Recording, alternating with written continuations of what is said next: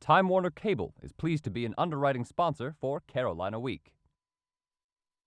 Coming up on the October 29th edition of Carolina Week. As Election Day inches closer, candidates try to get a foothold in the Tar Heel State. Halloween is supposed to be scary but not unsafe. We'll show you what to expect on Fright Night. In sports, we'll see if the women's soccer team can strike fear in holiday weekend opponents. Weathercaster John Boyer will tell you if your Superman tights will keep you warm Friday night. All that and frightfully freakish pre-Halloween fun. Carolina Week starts right now.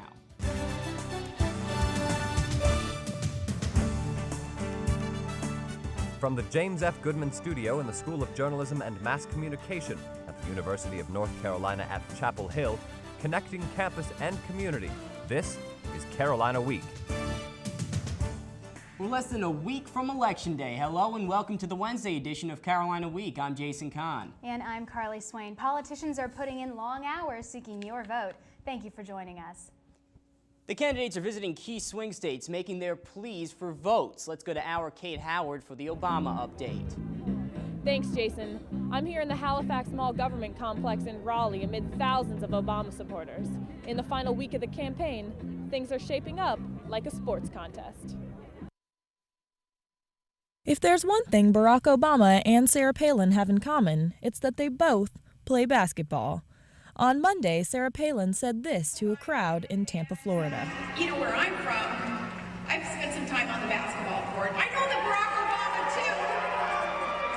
Barack has spent some time on the basketball court too, but where I come from, you gotta win the game before you start cutting down the nets. Well, in Chapel Hill, basketball's near and dear to our hearts, and we've won a few games and cut down a few nets. Dean Smith, Chapel Hill's version of a Hollywood star, recently endorsed Obama, even though John McCain has a quote on the back cover of Smith's autobiography.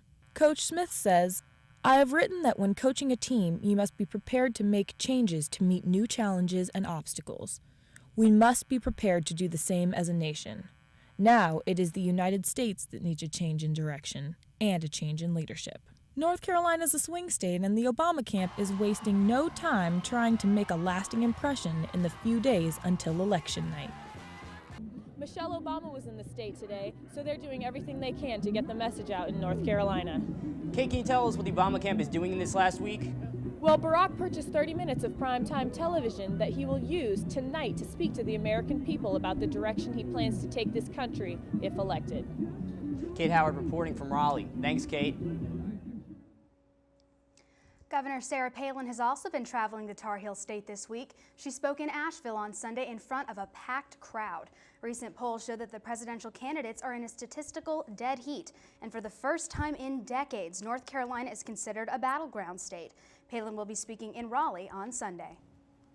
And the two major parties aren't the only ones campaigning in North Carolina. It was standing room only last night for students who came out to see Libertarian Party presidential candidate Bob Barr. Barr explained the Libertarian platform to a crowd of about 75 people. He says that, unlike the Republicans and Democrats, his party aims to shrink the size of the government, slow federal spending, and protect citizens' constitutional rights. And now to the race for governor of the Tar Heel State. Charlotte Mayor and Republican nominee Pat McCrory was at Mama Dip's restaurant in Chapel Hill this morning. He wasn't there for home cooking, but instead to give voters a taste of what he can do for our state. Dozens of people crowded around to hear him talk about a need for honest government and positive leadership. McCrory says our generation can help tackle our state's tough issues. College students have an idealism of wanting to help people and provide solutions to our very complex problems. And I've been that type of mayor, and I want to be that type of governor. Recently, a series of local papers, including the Daily Tar Heel, have endorsed McCrory. His opponent is current Lieutenant Governor Bev Perdue. National, state, and even local candidates are trying to get every vote they can. State Senator Ellie Kennard and challenger Greg Bass were on our campus Monday night to answer questions directly from students. Only 14 people showed up at the forum to hear from the candidates who could directly affect us and our local politics. Bass says students tend to pay more attention to the presidential elections, but he thinks everyone should get involved in local elections too. What's going on? Find out what makes you want to be able to get involved in the process, because too many people just sort of shrug their shoulders and say, I can't make a difference. You'd be surprised how much of a difference you can make. Senator Kennard declined our request for an interview. Many people take their right to vote for granted, but as reporter Sarah LaTrent tells us, there's at least one UNC student who can use her vote to make an impact in more than one country. Yeah, that's on election day last year. I had just voted. At 24 years old, Kethavan Gorgistani has voted twice in France, but after living in 5 different countries on 4 different continents, that's not the only place she can cast a ballot. I have 3 citizenships. Gorgistani can vote in France because she's lived there since she was 12. Both of her parents are from the country of Georgia, so she's a citizen and can vote there. And surprise, guess which other country she can vote in? Okay, so that's me when I was clearly a very, very young baby with my dad, probably in D.C. because that's where I was born. Although Kethavan lived in the United States only until she was 4 years old, she has the right to vote in the U.S. I was born here, I lived here, and I speak the language, I come here, I follow, I'm interested. I feel American, and I get the right to vote. And why is voting so important to Gorgistani? I think it's a way of showing that you care about what's going on in your country, and also being able to complain later and say, well, I'm not happy about what's going on. If you haven't voted, then tough. Gorgistani decided to do early voting. Okay, so the day has finally come. I'm finally voting in the U.S. for the very first time. She cast her ballot for Obama and celebrated participating in her first presidential election. I voted, finally. In Chapel Hill, I'm Sarah LaTrent, Carolina Week. Gorgistani isn't the only person to have already cast a ballot. Election Day is less than a week away, and the number of people voting early continues to break records. Every day, students are swarming to the polling place at Moorhead Planetarium. So far, more than 13,000 people have cast their ballots at UNC.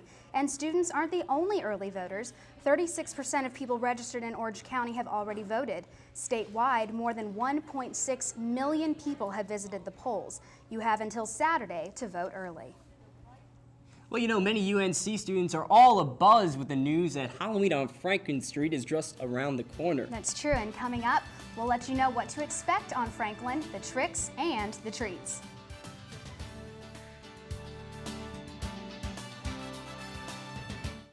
Alone and crying, boom, boom, bam. Crying, pom, pom, pom. Crying, chaka, chaka, cha. Crying is always good. It's easy to tell if you've had way too many. But what if you've had just one too many? Buzz driving is drunk driving. Here we go. Let's go, man.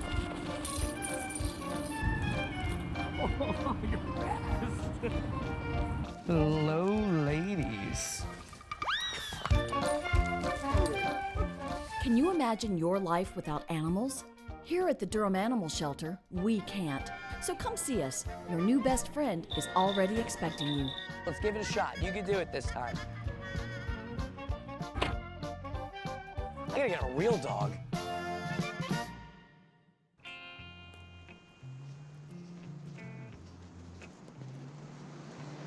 Excuse me. I've been getting mixed messages about women and violence. I need a little clarification. Uncle Bill, how am I supposed to grow up to respect women when I have such lousy role models? Boys are never going to approach you. Can you help me reshape my attitudes towards women? You need to teach them that violence against women is wrong. One of the 2 men accused of killing our former student body president, Eve Carson, is under federal indictment. The state already charged Mario Atwater with murder, but because a carjacking resulting in a death is a federal crime, Atwater now faces federal charges too. This new charge could allow authorities to pursue the death sentence for Atwater. Eve's parents oppose capital punishment. A grand jury indicted the driver in the 2007 car accident that killed former Tar Heel mascot Jason Ray. Police say the driver of the SUV that fatally struck Ray had a suspended license at the time of the crash. If convicted, 21-year-old Armin Hovsepian will face up to 5 years in prison. This is footage from Ray's memorial service in 2007. A senior at the time of his death, Ray served as UNC's mascot for 3 years, and his spirit will always be remembered. Yet another pedestrian tragedy in our area. Police are investigating the death of a woman struck by a Chapel Hill Transit bus Monday afternoon. The crash happened at the intersection of South Columbia and Mason Farm Road, and University Hospital employees Valerie Hughes died from her injuries Tuesday. This is the second bus-related death in Chapel Hill this year. The earlier accident happened in May when a Chapel Hill Transit bus struck an exchange student just up the road from this accident. In other news, Halloween on Franklin Street is the highlight for lots of people. Nadine Major is here to tell us about some changes in store for the celebration. Nadine? That's right, Carly. Trick or treat might not be so sweet this year. Local authorities are planning to end the festivities early. Meet Sarah. She's been partaking in the Thrill of the Hill party scene on Franklin Street for the past 5 Halloweens. But this year's going to be a little bit different. Instead of buying her costume, Sarah's opted to make her own. She doesn't think she'll get her money's worth because she now has a Halloween curfew. I'm really disappointed, to be honest. Halloween's always such a fun thing, and it's definitely characteristic of UNC Chapel Hill. But how could Halloween be disappointing? Many say the real fun doesn't start until 11 p.m. or midnight. The frightful party that's lasted until 2 a.m. in past years will now end at midnight. Chapel Hill Police Captain Chris Blue best describes the changes as a catch-22. And the fact that the party ends a little bit earlier this year is a reasonable trade-off, in our opinion, for it being a safer, more community-oriented event. But was Halloween that bad last year? Blue says the 80,000 people were a lot to handle. With the numbers predicted to reach almost 100,000, police know they don't have the resources to keep it safe, and that's their only goal. Since last year, off the top of my head, I think we had 33 alcohol overdose calls during the Halloween event. That's about 33 too many. Some students think this new rule will push people to start drinking earlier and influence drunk driving. But Captain Blue doesn't buy that. He says Carolina students are too mature for that to happen. Nadine, what's going to happen to those people who aren't off Franklin Street by midnight? Well, Carly, unlike Cinderella, their carriages won't turn into pumpkins. Captain Blue says they're not looking for conflict, but safety, and they'll do whatever it takes to clear the streets. That's Nadine Major reporting from the studio. Thank you, Nadine. With Halloween night and Election Day on the way, you're probably not thinking about exams, but you'll have to hit the books earlier this year. Classes are ending earlier, which means students will have to start studying for exams earlier. Fall classes usually end around the 6th of December, but this year they'll end 3 days sooner. The earlier exam schedule means students will get to go home for Christmas break a few days earlier than in the past. Well, I don't think I've been shivering any more outside than I have been now. But do you think a month from now it's actually going to be this cold, Carly? Well, a month from now I think is looking a little forward ahead. I'm thinking about Halloween, and we've got weathercaster John Boyer to let us know. Do we have to incorporate jackets into our costumes? Yeah, I'm not sure I could have forecasted it out until Christmas for you, but what I do know is today was blustery and cold. Are we going to be seeing blustery and cold conditions for the rest of the week? How's Halloween night looking? I'll be back with your forecast here in a minute.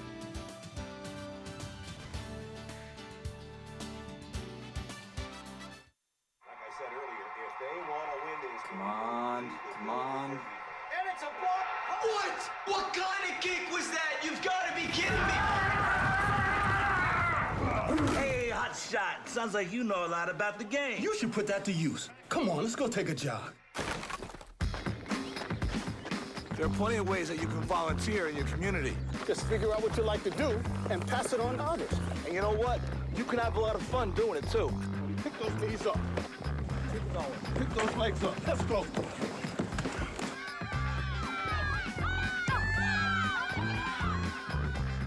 All right now, show them how to kick that ball. To find out ways you can volunteer in your community, log on to teensvolunteer.org. Okay, Ben, here we go, buddy. That was great, Ben. This time, just try to kick the ball. Do what you like to do. Volunteer. Tick, tick, tick, tick, tick, tick, tick. Massive heat waves. Heat waves. Severe droughts. Tick, tick, tick, tick, tick. Devastating hurricanes. Tick, tick, tick, tick, tick, tick, tick. Our future is up to you. Tick. go to fightglobalwarming.com while there's still time.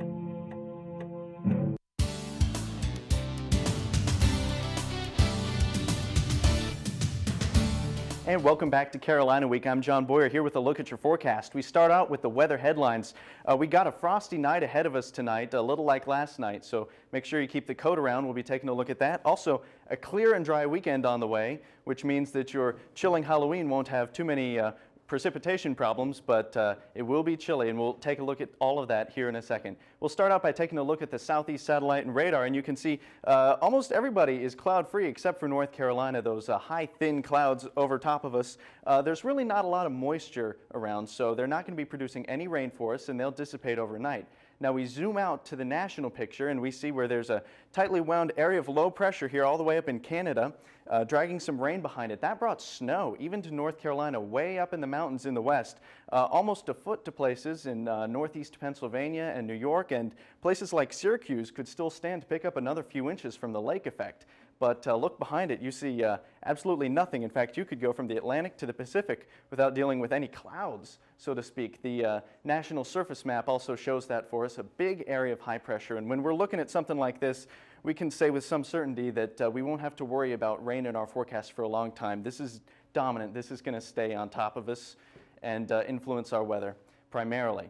So everybody wants to get to that Halloween forecast. And when you're putting your costume on, it may feel a little nice outside in the lower 60s or upper 50s at 6 p.m., but then the sun sets and temperatures will cool fast because when there's no clouds in the sky, like you can see the witch here behind the moon, there's really nothing preventing that heat from escaping. So by the time you get to midnight, oh, looks like he turned into a wolf there. He's going to have to go join the wolf pack. Well, it'll be chilly, so just make sure that you aren't wearing your Superman tights or any skimpy costumes without some idea of how you're going to keep yourself warm later on. And I thought I'd get into the spirit of things myself by being a nerdy weatherman this Halloween. Doesn't really look any different. All right, moving on to your Saturday statewide forecast. You see that maybe you're headed to the Durham Art Walk in Durham, North Carolina. You're going to encounter clear skies, so no rain getting on the paintings there. Or perhaps you're going off to the mountains to participate or look at the Foothills Highland Games in Hendersonville, temperatures of 66. Or if you're going to be flying a kite in Cape Fear, North Carolina, at the Cape Fear Kite Festival, you're going to have the warmest temperatures in the state, 69 degrees and sunny skies. Meanwhile, if you're headed to the mountains to take a look at the fall color, you see that we've got peak fall color all throughout the mountains, perhaps a little past peak in some of the areas that already got snow, knocked some of the leaves off. And you'll notice when you're walking around campus, the leaves don't look too impressive around here just quite yet. It's because the cities tend to stay a little warmer than the outlying areas, so the trees haven't gotten that first real chill of fall yet. But tonight's weather will do the trick, and I think by this time next week, we'll be seeing some pretty fall colors here in Chapel Hill, too. So taking a look at tonight's forecast, it's going to be a chilly one, 33. Your record is 24, so it's not record cold, but it's well below our average of 44.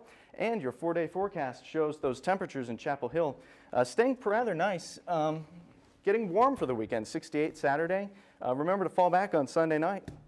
And watch out for those morning lows. They'll get you. They're chilly. Yeah, it sounds like it, John. And you know, we're looking at that the fall foliage map that you had for us, and Nadine's report told us that Franklin Street might not be the place you want to go because of that midnight curfew. Right. Maybe we want to head to Asheville or something and look at those leaves.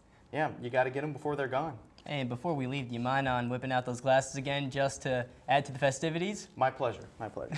There we go. That's not a geeky weatherman. No That's way. a smart weatherman. All right, thanks, John. Really appreciate it. You're welcome. Tough economic times are taking a bite out of profits at local restaurants. Grabbing dessert is often one of the little luxuries in life that get cut when the economy drops. Sugarland's owners say customers are still treating themselves to his little luxuries, but they aren't buying as much. They've been forced to change how the bakery runs because of the lagging economy, such as increasing advertising and cutting back on the number of hours employees work. Well, you know, also to add to the festivities, and one of the reasons that I decided to bring this up is because I'm interested in finding out on Friday night if we're going to see maybe an athlete or two, you know, maybe Tyler Hansbrough in a costume at a restaurant. That's something to ask our sportscaster, Walter Storholt. Walter? Well, it's very possible. All the athletes, I'm sure, love getting dressed up just as we do. We'll all be out there.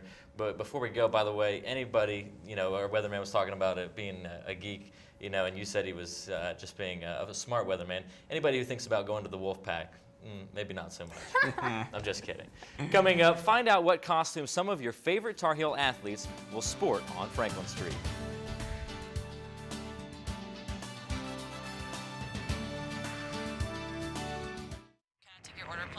Yeah. Hi, could I get a number 2 with a lemonade, please? Could you make that a number 5 and make it a chocolate shake? Number 5 with a chocolate shake. What are you doing? I'm ordering for you. No, actually, I'd like a number 2 with a chocolate shake. with a lemonade, actually.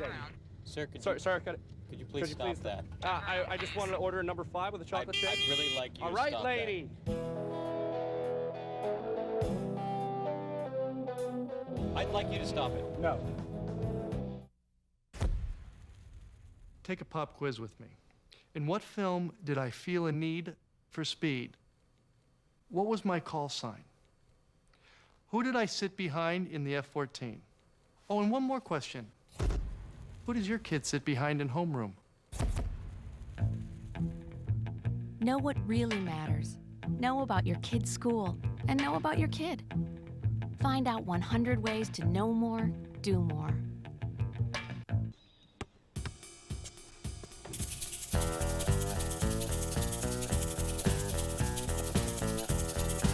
Is bad air quality ruining your day?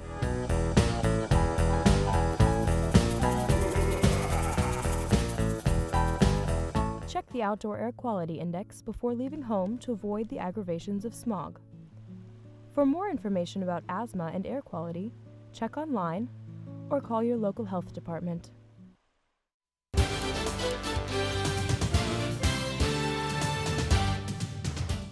Sometimes we don't recognize our favorite athletes on campus because we normally see them wearing hats or helmets. But as Trey Shalley tells us, there's no telling what they'll be wearing on Halloween night.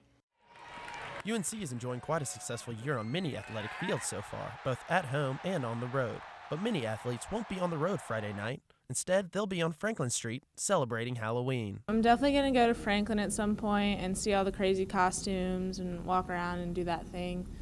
But I'm also going to go to a few friends' houses. Rodenbow knows the Halloween celebration includes a variety of colorful costumes, including hers. I'm going as Marjorie Stewart Baxter, which is a character from a YouTube video called Salad Fingers. And this is most of my ensemble. Although the women's basketball players sported their Suzanne Hatchell threads during Late Night with Roy, senior Laura Berry plans on dressing as a different character. Judy from Saturday Night Live, the skit with the Lawrence Welk sisters, which not a lot of people know, but should still be funny for me, which is the point, I guess. These athletes might be getting older, but Halloween is just as special to them now as it was in years before. I think it's more fun at this age because you have room to be creative, and as a college kid, you're usually not going out to buy a $50 costume or something. You're kind of being creative and putting pieces together that are cheaper pieces. I think having Halloween when you're older, it's just that one time a year where you can go back and dress up and be whatever you want to be. Halloween isn't just a day for the kids around us, but also for the kids inside us. In Chapel Hill, I'm Trey Shalley, Carolina Week. Well, many Carolina fans might dress up as Carolina football players for Halloween, especially because the Heels could be headed to a bowl game. But how does a team actually clinch a bowl berth?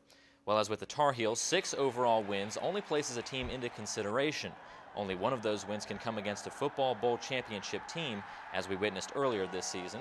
Which bowl the Heels play in depends on their standing in the ACC conference, and the Heels haven't gone bowling in 4 years.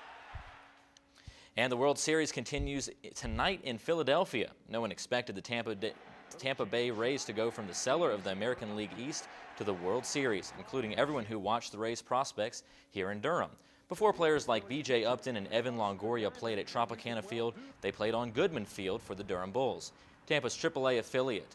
Although the Bulls have had many great players in the past like Chipper Jones and Joe Morgan, no one in the Durham front office expected these former Bulls players to be so good so fast.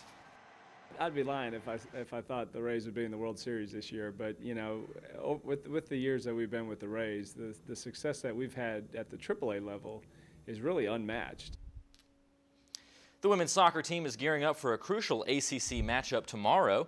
The Heels are undefeated in ACC play and ranked number 2 nationally after a convincing 5-1 victory against Virginia on Friday.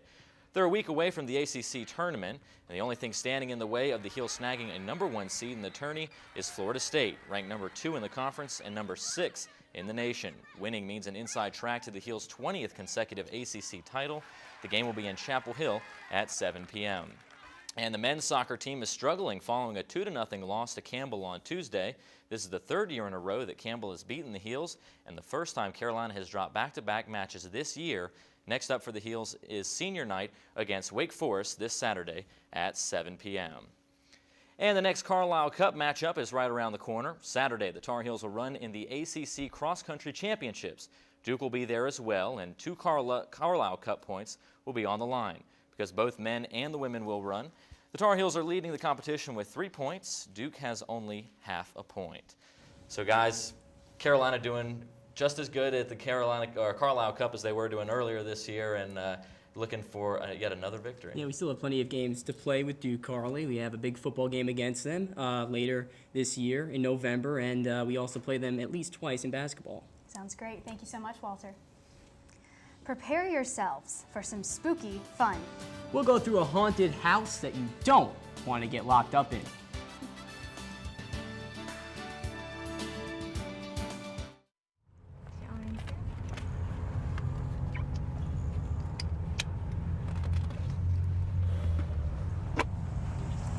The odds of a child being in a fatal automobile accident are 1 in 23,000. The odds of a child being diagnosed with autism? 1 in 166. The odds say it's time to listen. To learn the signs of autism, visit autismspeaks.org. If you have a story idea, contact Carolina Week at 843-8292. You can also visit us online at carolinaweek.org. If you have questions about this program, write Carolina Week at Campus Box 3365, UNCCH, Chapel Hill, North Carolina, 27599. Welcome back to Carolina Week. Carly and Jason are on assignment, so we're taking over. I'm Joe the Plumber, and this is Governor Sarah Palin. Thanks, Joe. You know, I'm just so excited that my bear hunting helicopter landed in Chapel Hill at just the right time. You know, it feels like Providence to me. All right, well, it's a great pleasure to be here and address even more media folks, Sarah, and tonight I get to kind of be one. I think we're supposed to see a report now about, well, if I get this right, some haunted house in Raleigh. Oh, fantastic. Are you sure you want to go into this penitentiary? Zombies, dark creatures, even crazy institutionalized patients are all a part of what makes terror at Possum Creek Penitentiary the Halloween place to be. For the past 30 years, this volunteer-run house has been scaring the bravest of thrill seekers. We've had 2 people pee their pants, and 1 man admitted that he dropped a nugget. Most of the partially dead volunteers say their favorite part about the house is that 100% of proceeds go to local charities. Like I said, most of them. My favorite aspect is dressing up. I'm bringing back police.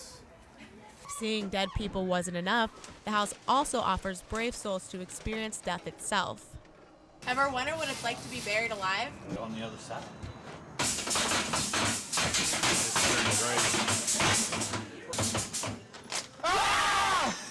That was the scariest thing I've ever done in my life. I wasn't the only one who was scared. I didn't expect some of the things that happened in there. I had to go first out of our group. So I was screaming most of the time.